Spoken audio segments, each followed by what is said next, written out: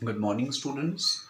From today, we are going to start our next chapter, that is chapter 4, moving charges and magnetism. Right?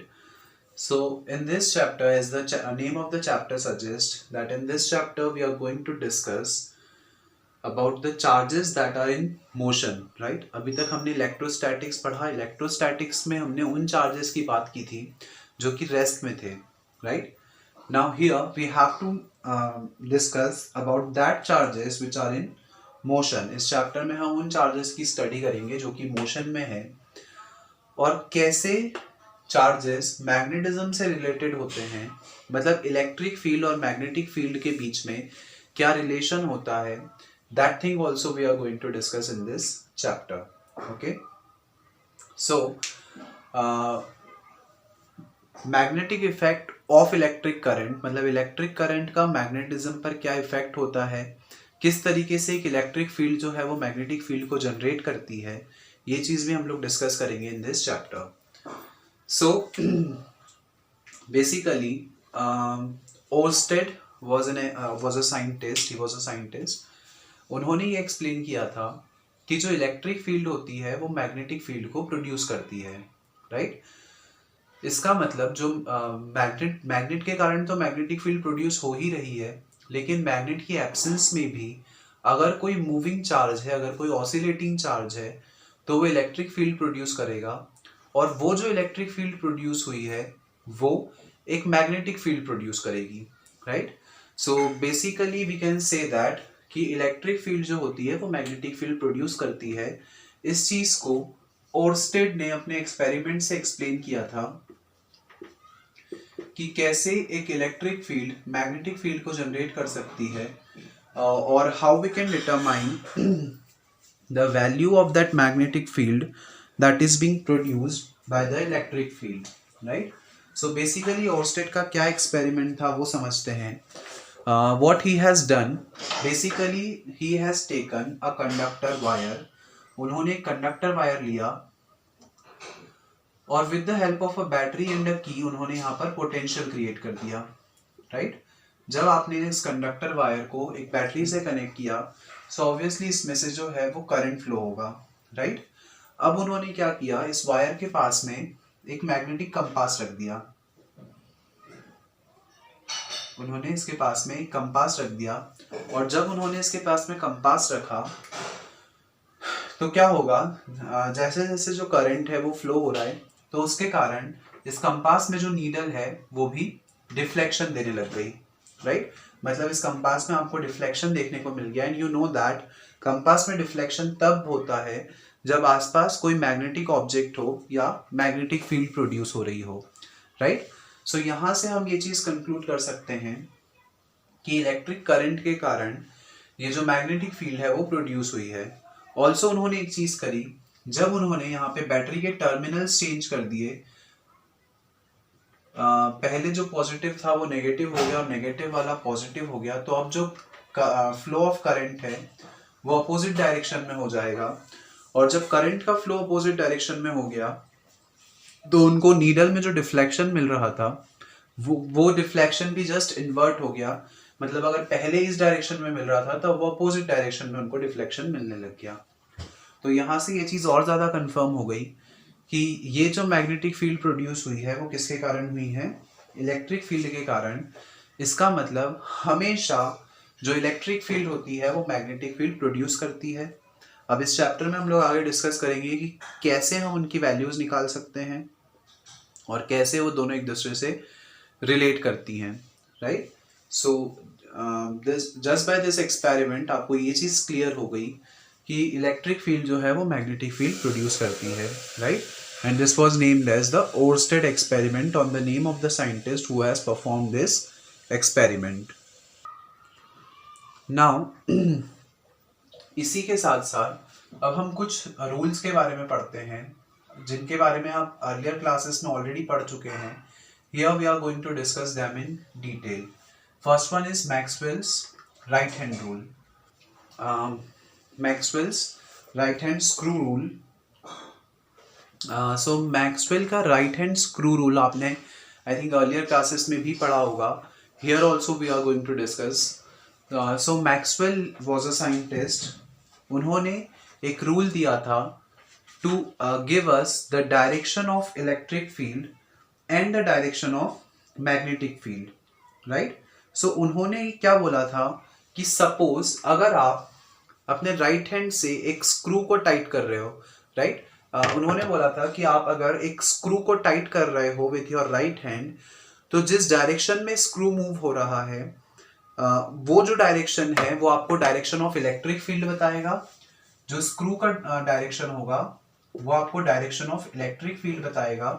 और जिस direction में आपके fingers move कर रहे हैं वो जो डायरेक्शन होगा that will be the direction of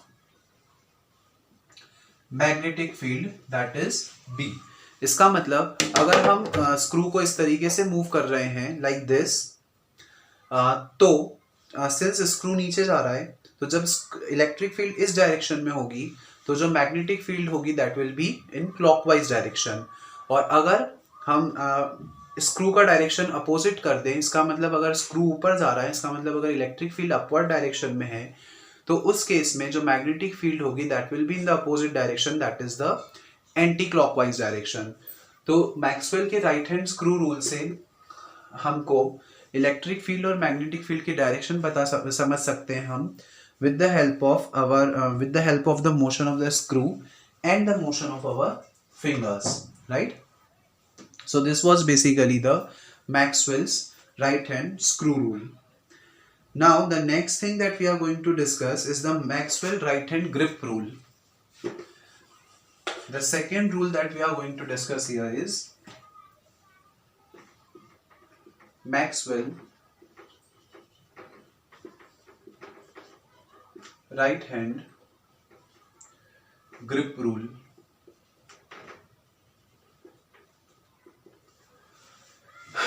So this was also the rule that tells us about the direction of the electric field and the direction of the magnetic field, right. So अब ये rule क्या बोलता है वो समझते हैं. This rule states that suppose आपने अपने राइट हैंड से अगर एक वायर को होल्ड किया हुआ है like this, suppose you have hold a current carrying wire with your right hand like this as shown in the figure, and the direction of flow of current is in the upward direction. जो electric current है वो इस direction में flow हो रहा है, right. तो उस केस में जो जिस डायरेक्शन में आपकी फिंगर्स कर्ल हो रही हैं वो जो डायरेक्शन होगा that will be the direction of magnetic field, right. तो ये जो डायरेक्शन है जिस डायरेक्शन में आपके फिंगर्स कर्ल हो रहे हैं that will be the direction of the magnetic field. तो it's like the same thing जो हमने यहाँ पे भी डिस्कस की थी. यहाँ पे अगर जब हमारा स्क्रू ऊपर जा रहा था तो मैग्नेटिक फील्ड जो थी वो एंटी क्लॉकवाइज थी. सेम चीज यहाँ पे भी हो रही है कि अगर इलेक्ट्रिक फील्ड ऊपर के डायरेक्शन में जा रही है तो जिस डायरेक्शन में हमारे फिंगर्स कर्ल होंगे वो जो डायरेक्शन होगा that will be the direction of the magnetic field, right. So ये दो रूल्स हैं जिनकी हेल्प से हम इलेक्ट्रिक फील्ड की डायरेक्शन अगर हमको पता हो तो हम मैग्नेटिक फील्ड की निकाल सकते हैं, and vice versa magnetic field की पता हो तो हम इलेक्ट्रिक फील्ड की भी डायरेक्शन जो है वो निकाल सकते हैं, राइट. नाउ इसके अलावा एक और रूल है that is the right hand palm rule. So what is that rule? Let us discuss that rule also.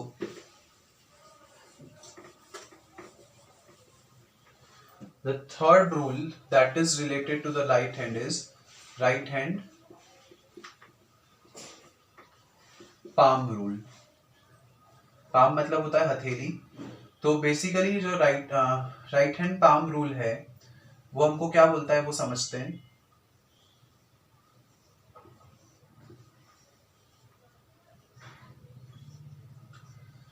Right hand palm rule हमको ये बोलता है कि अगर हम अपने सीधे हाथ के पाम को इस तरीके से स्ट्रेच करें कि हमारा जो थंब है वो और जो हमारे फिंगर्स हैं वो दोनों एक दूसरे के म्यूचुअली परपेंडिकुलर हो, राइट. तो अगर हम अपने हैंड को और अपने अपने हैंड को इस तरीके से स्ट्रेच करते हैं कि आपका थंब और आपके फिंगर्स एक दूसरे के परपेंडिकुलर हो, 90 डिग्री का एंगल बनाए, तो उस केस में जिस डायरेक्शन में आपका थंब जा रहा है वो जो डायरेक्शन होगा that will be the direction of the electric field, और जिस डायरेक्शन में आपके फिंगर्स पॉइंट कर रहे हैं that will be the direction of the magnetic field. तो इस तरीके से हम इस टूल की हेल्प से भी इलेक्ट्रिक फील्ड और मैग्नेटिक फील्ड के डायरेक्शन को हम डिटरमाइन कर सकते हैं with the help of the right hand palm rule also, right? So these were basically the some laws or some rules that tells us about the direction of the magnetic field and the direction of electric field. Now the next topic that we are going to study is also one of the important topic of the chapter, that is the Biot-Savart law. So what do we mean by the Biot-Savart law? That thing we are going to discuss here.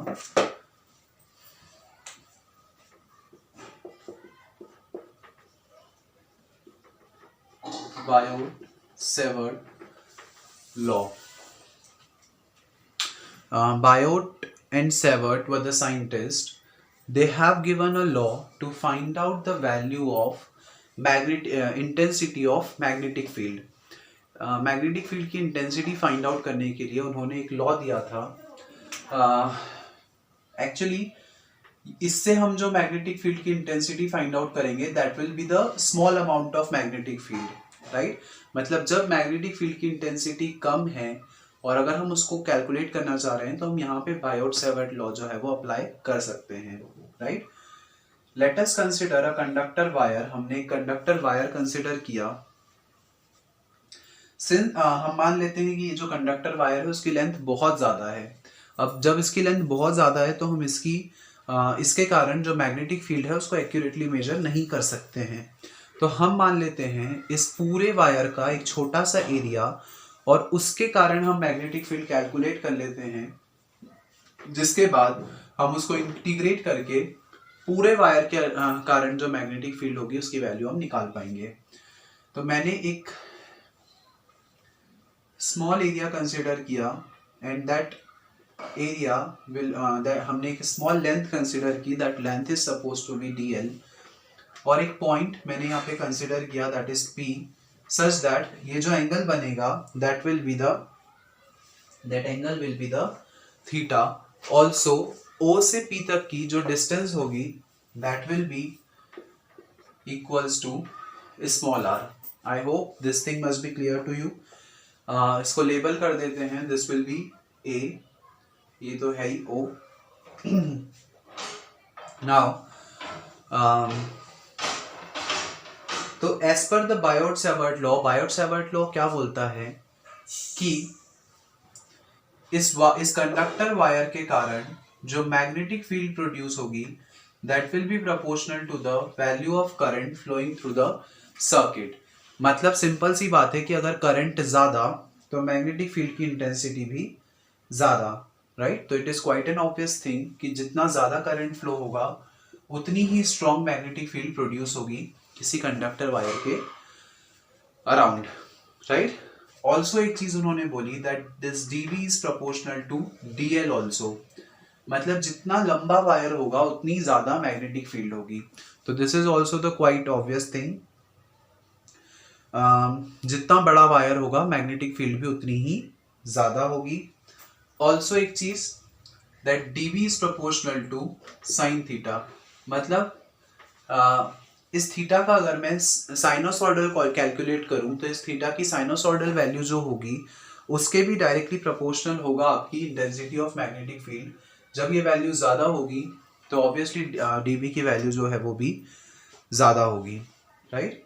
Also एक चीज़ that this dB is inversely proportional to 1/r².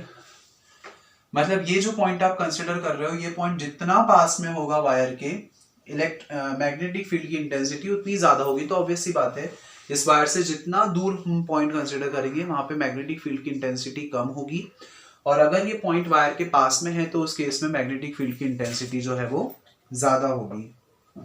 So give it equation number 4. So Biot-Savart law जो है वो basically इन 4 equations पे work करता है. Biot और Savart ने हमको ये 4 रिलेशंस बताए थे between the current, length theta and the value of R with the direction of with the intensity of the magnetic field D. अगर हम इन चारों इक्वेशंस को कंबाइन कर दें, so we will get this dB is proportional to I dl sin theta upon में r square. अगर आप इन चारों इक्वेशंस को कंबाइन कर देंगे, so you will get dV is equals to ID is proportional to IDL sin theta upon में r square. अगर मैं यहाँ से इस प्रोपोर्शनलिटी के साइन को हटाता हूँ, so I have to introduce a constant here and let that constant be k, then I will get dB is equals to I k IDL sin theta upon में r स्क्वायर। इस k की value की अगर हम बात करें तो SI system में इस k की वैल्यू होती है, SI सिस्टम में k की वैल्यू होती है न्यू नॉट बाय 4 पाई। वहां पे हम एब्सोल्यूट परमिटिविटी लेते थे इलेक्ट्रिसिटी में, यहाँ पे जब भी हम मैग्नेट की बात करेंगे तो हमको एब्सोल्यूट परमिएबिलिटी लेनी पड़ेगी, that is the mu naught. और इस न्यू नॉट की वैल्यू होती है, this mu naught is equals to 4 pi into 10 to the power -7 ampere by metre, right. So this mu naught की वैल्यू आप होती है which is written over here. So अगर मैं इस k की वैल्यू यहाँ पे पुट कर दूं, so I will get this dB is equals to mu naught by 4 pi I dl sin theta upon में r square.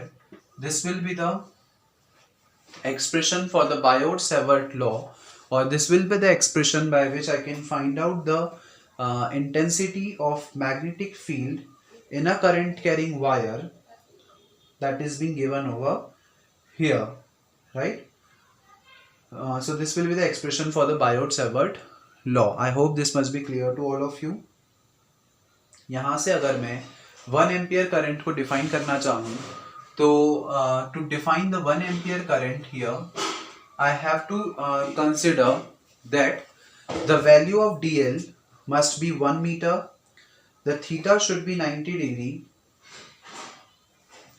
हमको I को 1 प्रूव करना है, उसके लिए हमको कंसिडर करना पड़ेगा कि ये जो DL है, this DL must be equals to 1 meter, theta is equals to 90 degree, so that sin 90 is equals to 1. Also we have to consider r is equals to 1 meter and dB की value हमको consider करनी पड़ेगी 10 to the power -7 Tesla.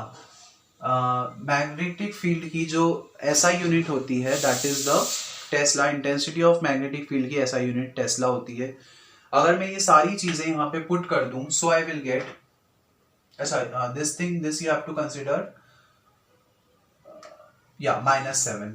So सारी values put कर देते हैं, I will get 10 to the power -7 is equals to mu naught की जगह पे आ जाएगा 4 pi into 10 to the power -7, denominator में 4 pi as it is, I have written as it is, DL की वैल्यू 1, sin थीटा की वैल्यू 1, r स्क्वायर की वैल्यू 1, 4 पाई से 4 pi cancel, 10 to the power -7 से 10 to the power -7 cancel, and from here you will get I is equals to 1 ampere. So you can say that whenever the current flowing through the wire of length 1 meter and such that the point is at 1 meter distance from the wire, also the theta will be equals to 90 degree, then in that case the current flowing through the conductor wire, and if the intensity of magnetic field is 10 to the power -7 Tesla, then in that case जो current होगा that will be equals to 1 ampere current that is flowing through the conductor wire. I hope this thing must be clear to all of you. So that was the Biot-Savart law, which is quite an important topic. Now the next topic that we are going to study is relation between permeability and permittivity. Permeability और permittivity में क्या relation follow होता है, वो चीज समझते हैं। New naught और एप्सिलॉन नॉट के बीच का जो रिलेशन है वो आपको निकालना है। This is also quite an important topic. This is relation between nu naught and epsilon naught. That is the relation between the permeability and the permittivity. Right? ये चीज हमको फाइंड आउट करनी है. तो अभी हमने पढ़ा था दैट दिस न्यू नॉट की वैल्यू होती है 4 pi into 10 to the power -7 tesla metre per ampere. Right. जो न्यू नॉट होता है, mu naught is the absolute permeability, उसकी वैल्यू होती है 4 pi into 10 to the power -7 tesla metre per ampere. This thing we have just derived. Also we know that 1/4 pi epsilon naught की value होती है 9 into 10 to the power 9. Right. 9 into 10 to the power 9. इसकी unit की अगर हम बात करें तो newton meter square by coulomb square. Right. ये दो चीजें हमारे पास हैं. इसकी हेल्प से हमको निकालना है relation between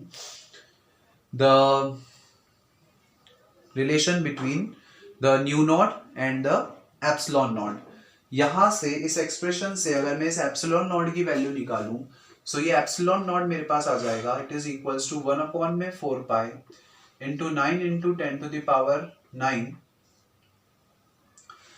this will be the value of epsilon naught, numeric value of epsilon naught. अगर मैं यहां से वैल्यू निकालूं तो ऑल्सो अगर मैं इन दोनों को मल्टीप्लाई कर दूं, right, on multiplying this equations, that is equation 1 and equation 2, अगर हम उनको मल्टीप्लाई कर देते हैं, so we will get 4 pi by 10 to the power -7 into या 1 में 4 pi into 9 into 10 to the power 9.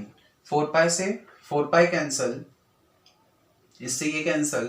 So from here you will get nu naught by epsilon naught is equals to 1 में 9 into 10 to the power 9 और 7 16. Right. इसको मैं लिख सकता हूं 3 into 10 to the power 8 का square. Right. And students, you know one thing that 3 into 10 to the power 8 किसकी value होती है? It is the speed of light. From here अगर आप c स्क्वायर को इधर ले जाएं और न्यू नॉट एप्सिलॉन नॉट को इधर ले आएं, so you will get c is equals to 1 में under root nu naught by epsilon naught, and this is the relation between absolute permeability and the absolute permittivity of the free space. I hope this thing must be clear to all of you. Easy है. सिर्फ आपको epsilon naught और nu naught की value पता होना चाहिए, and you just have to put the values here and you just solve it and you will get the relation between nu naught and epsilon naught, that is c is equals to 1 by under root of nu naught epsilon naught. Right. So that's all for today's class, students. In our next class we will study the applications of Biot-Savart law. कैसे हम Biot-Savart law को use करके कुछ और extra चीजें derive कर सकते हैं, उनके लिए एक्सप्रेशंस पढ़ेंगे. So that's all for today's class. Thank you.